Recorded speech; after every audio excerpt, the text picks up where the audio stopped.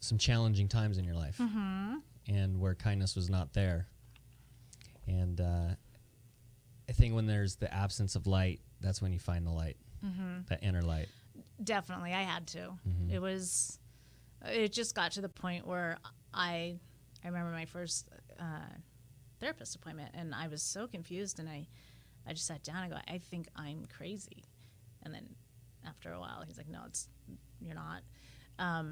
So I had no choice. If it was just me, I probably would have died there. Right. Because it was really, really hard getting out. But I had to. I couldn't let my kids, they were already, I think, 12, and one was in college, so 12, 16, and 19. And I was like, I can't. I have to let them see there's more than this. Like, this isn't real life. I mean, it is real life, but this isn't how everyone treats each other. There's so much more out there. And so they were definitely my driving force. That's awesome. Yeah. They're your saving grace almost. They were, definitely. And then you know, you get out of a situation like that, and you see light everywhere. You know, I remember people asking me questions when I was at Rancon Real Estate before, and people would ask me questions, and I would call my best friend who founded Cornerstone. So anyway, I remember back when I was at Rancon Real Estate, and that was my first brokerage, and just coming out of that situation, I think I was telling you, you finally see what's normal, and it's kind of freaky and it's scary.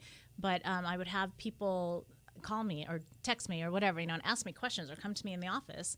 And I felt like I was a newbie. You know, I still feel like I'm a newbie.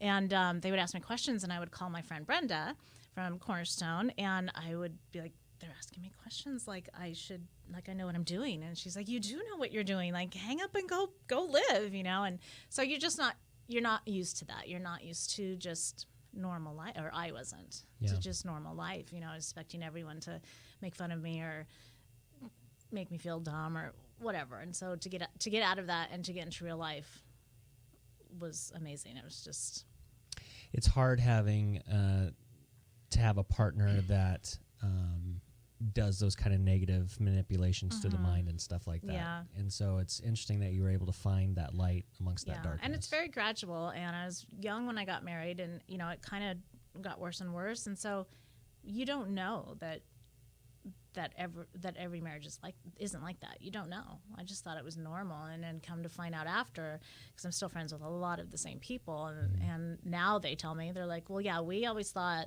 this was weird, or we always thought it was like, you guys could have clued me in. You know? Thanks for telling me. Appreciate that. Jeez. I know. So, but you know, that's all. It definitely made me who I am. I always I feel like now that that's over, that I'm finding who I was when I was 19 years old and running the business for somebody.